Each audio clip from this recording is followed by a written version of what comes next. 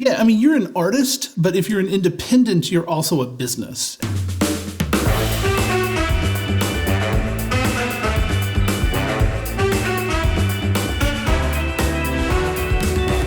Hey, what's up, everyone? Thanks for tuning in to the Creative Table. With us today, we have our special guest and friend, David Smith. He's an expert in small business banking and credit. Dave, thanks for being here, man. I appreciate it. Thanks. Now, I know that this is a topic a lot of people might just skip right over because I know as creatives, we love to get into the exciting, work that we're producing or going after and creating and so forth. And it's easy to sort of bypass or overlook or fall into this sort of pit of, the financial side of things. Am I right? So this whole thing of, hey, I need to pay attention to my books, to the money I have, the money I don't have, or what's coming down the road. You're an artist, but if you're an independent, you're also a business, and you need to address both of those, and you need to grow in both of those areas. That's right? a great point. Absolutely. So, talk to me about what do I need to know in regard to if I need to get some capital raised quickly or some access to some capital to begin whatever it is I'm doing. Yes, so you're going to go to a bank. You're going to go to a financial institution of some sort. I'm going to use generic bank, and I'm talking anything from Bank of America to community bank to credit union to what we call fintechs, and that's like your Cabbage, your OnDeck of the world kind of thing, right? There's various places you can get money. Predominantly, you want to start with a bank that you have a relationship with. If you're just starting off, the banks are going to look at your consumer data, right? They're going to look at your checking accounts, your personal tax forms. And then as your business matures, they're going to start looking at more and more of that business information. So start with a bank that you have a relationship with. That's assuming you have an account where you haven't bounced a bunch of checks, right? Right. That's been in a positive for a bit, right? Because frankly, if you're one of those people that bounces checks all the time, your income goes in the negative. By bounces checks, we mean the account. You go into the negative. The account goes not into the negative. Not that you're writing checks, but you know what I mean. You're returning stuff. Your accounts go in the negative. Pulling out the ledger, the stuff I just told you not to use. So you need to go to the bank that knows you to start with. Right. Start there, and then you branch out, right? And people always ask me, do I go to a big bank? Do I go to a small bank? And it really is based around your needs, right? If you've been banking with a large bank, then stay with that large bank. If you've been banking with a small bank, stick with them. Again, who do you know? Then it goes around. It's centered. The concept is centered around what do you need, right? Your larger banks are going to give you better technology, better ways to move money, better ways to look at money, more of those financial applications to integrate into, right, and download information. Yep.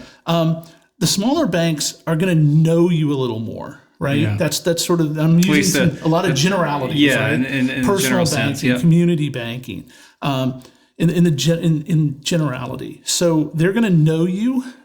They're going to know your history. They're going to know the location. They're going to know things about the area that feed into things that you're going to ask about, and that matters. I'm not saying at a big bank you're a number, but in general, you're a number. You're a number, right? But again, it comes down to services and technologies. Really, if a community bank has really good technology and service, they're giving you everything you need.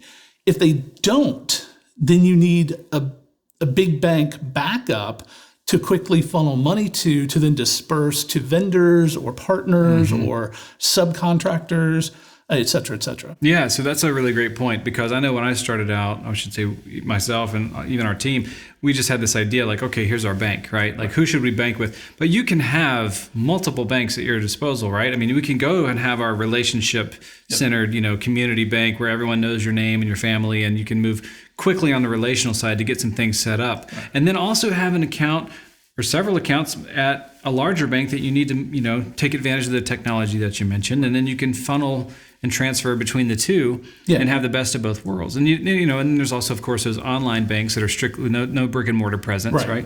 So a hybrid bank solution allows you to work digitally and remotely because that's the world we live in, right? I don't have to connect with just people in my community. I can connect with people literally around the world, right? And that's going to stay, and that's going to be enhanced. So you may start working with other creatives that are not in your community. So you need to transfer funds quickly over different types of systems, ACH, Zelle, Venmo. And if your bank doesn't participate with those, you need a bank that does, right? So a bigger bank is going to give you more national and international flexibility, but there's something to be had about a community banker that knows you, knows your experience, talks to you, sees you face to face, sees your work product, right? It's one thing to say, oh, I'm a musician, but if they can go to a concert and see you bringing in 500 people and the tickets related to that, oh, this person's legitimate, right? If they can go to an art show or they know of an art show that's happening where you're presenting your talents, then again, that's the tangible thing, because you're not a hardware store where I can walk in and see foot traffic. You're not you don't have inventory with widgets. Your widget is your art. Your widget is how many contracts do I have? What kind of throughput am I working with, right? How many videos am I producing? How many pieces of art have I been consigned to do, right? That sort of thing. Yeah.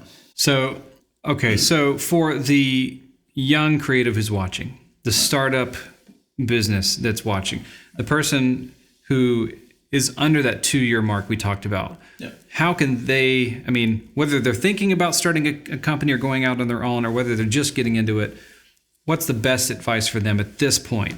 Yeah, so a couple things. First of all, congratulations for stepping out on your own. It's brave, it's noble. Go do it, right? The second thing is you are a business. Like I said earlier, you're a business and a person, right? You're a creative and a business, and you need to treat yourself as both, and you need to put those hats on and act accordingly. So as a business, you need to incorporate. Right? As a person, you have a social security number. You may have a tax ID, depending on how you came into the country. But as a business, you need to have an entity. You need to register with the Secretary of State. You need to be a formal thing, right? That legitimizes you. Now, if you want to be an S Corp and do business as a business just during the first small period, that's fine. But at some point, that 24 months kicks in, right? And if you've been doing your own thing kind of without an official corporation or an LLC or a C Corp or whatever, you're not a thing yet, business-wise. Only when you register with the Secretary of State do you become a thing. And that's sort of when the clock starts on the maturity of your business. So if you're a guitarist and you've been doing that for a number of years, but you've just been doing it, you've been getting, 1099s and checks, and you've been doing an S Corp kind of thing, formalize that. Because that means you can start writing off a lot more expenses. You can start, you come in as a legal entity completely different. You can protect yourself differently through insurance, right? You may not necessarily do that personally, and that's also part of finances. Am I insuring myself properly? Especially if you're going into homes or using somebody else's systems or software or computers, you need to protect yourself. So that helps a lot on that level. But it's usually that 24-month clock. If you just Google small business loans, you're going to see on the side of the screen different little offers, or at the sponsor area, different little offers, and they're going to tell you the conditions. Hey, you've got to make this much money a month. You have to have been in business this many months, right? The higher the interest rate, the newer the business. Okay. So because you're a higher risk. Yeah. Right. You don't have a history of finances. You may not have a history of business credit. You're going to be viewed as high risk. So the earlier that you can start that 24-month clock, the better.